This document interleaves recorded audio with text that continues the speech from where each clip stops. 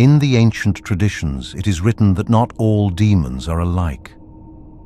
For there are those who work in secret, who weaken the human soul, who drain his strength and feed upon him unseen. And there are others who are set over them, not to steal for themselves, but to rule. These powers do not come in silence. They do not approach in sleep.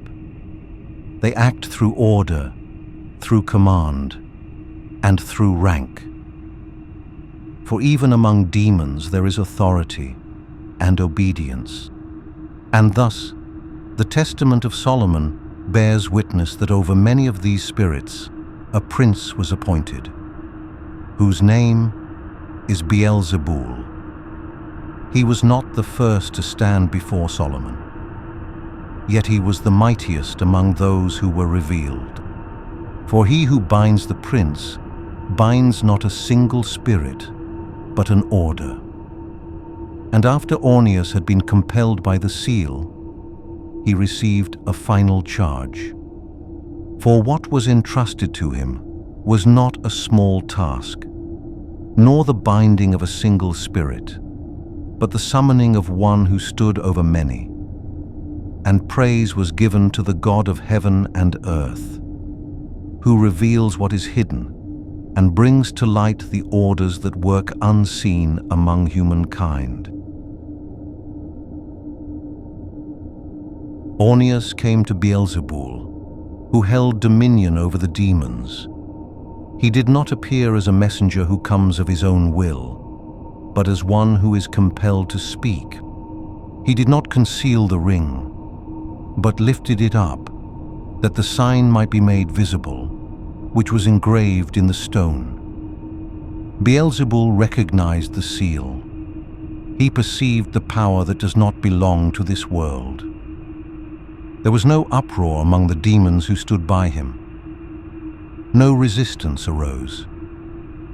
For where the name of God is at work, the powers fall silent. Then Ornias spoke, saying, "In the name of God, the Most High Sabaoth, King Solomon, the son of David, calls you." Beelzeboul did not answer at once. Yet he did not turn away, nor did he hide himself.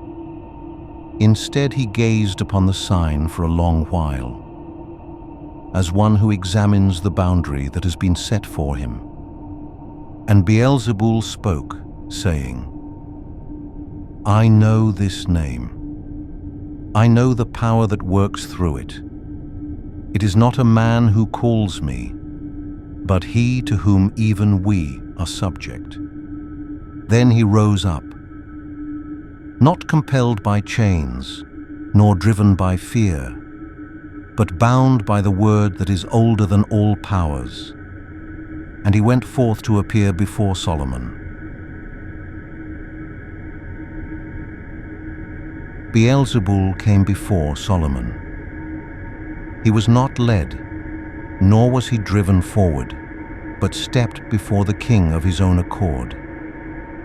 Solomon looked upon him and was not afraid, for the wisdom that had been given to him allowed him to discern that even this power had its boundary. Then Solomon spoke to him, saying, "Who are you?" Beelzeboul answered and said, "I am Beelzeboul, and over many I have been set." Solomon spoke again, "What authority has been given to you that others obey you?" Beelzeboul answered calmly, "I did not take it for myself, nor did I receive it from my own being. For I too have been appointed, and to me also a measure has been given." Solomon gave praise to the God of heaven and earth, who grants power and sets its measure, so that no authority may exalt itself. Then Solomon said, "Tell me then how you act among humankind." Beelzeboul answered, "Not as those who come in secret, not as those who steal in sleep, I act through order, and they act according to my word." Solomon said, "Under which sign do you act, and by whom are you bound?" Beelzeboul did not answer at once. He did not lower his gaze, nor did he raise it. After a while he spoke. "What has been appointed to me is known to me, and what binds me is stronger than my name." Solomon heard this and did not inquire further, for he discerned that this silence was not refusal, but a boundary. And Solomon sealed him with the ring, that he should not act except according to the word that had been set for him.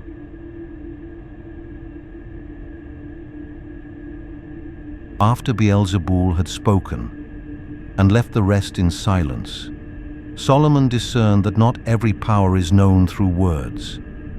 Then Solomon said to him, "If you are set over many, tell me how they act beneath you, and how their ways are ordered."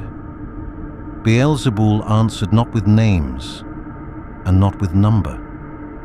Instead he said, "Many stand beneath me, and they go forth according to my word.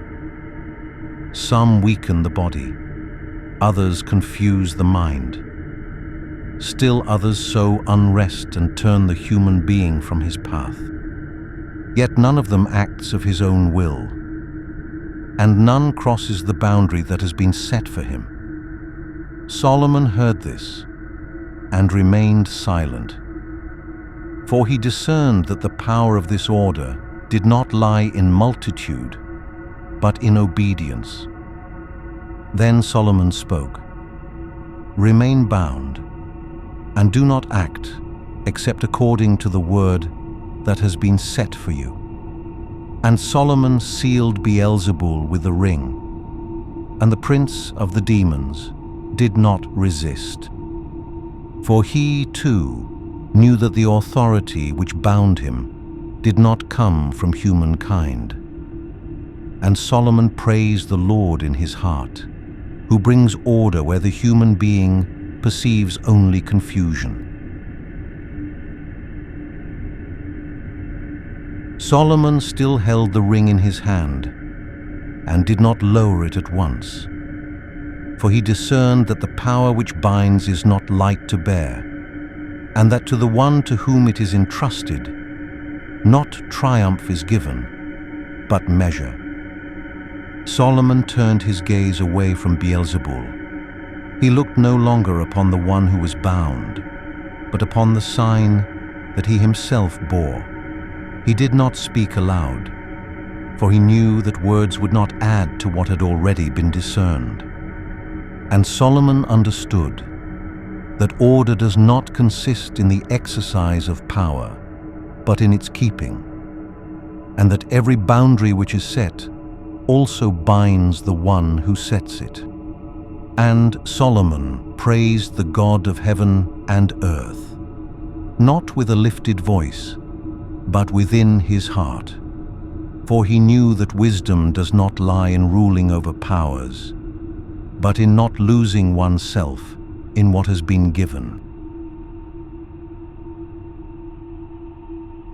After Beelzeboul had been bound, the court lay in silence, and Solomon remained alone, with the ring upon his hand and the weight of what had been entrusted to him. And he thought within himself, "Not by my own strength has this power been given, nor has it been entrusted to me for my own glory." And Solomon praised the God of heaven and earth, who grants wisdom and sets limits to power, lest the human being be lifted above himself.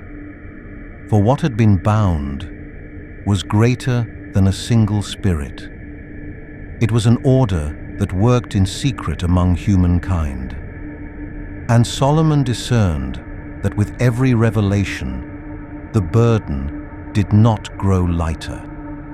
And he spoke within his heart, "Blessed are you, O Lord, who restrains the mighty, and does not leave the human being alone with what he could not bear.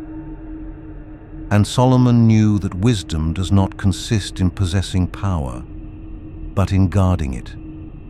And he inclined his heart not toward pride, but toward watchfulness. For the revelation was not yet complete,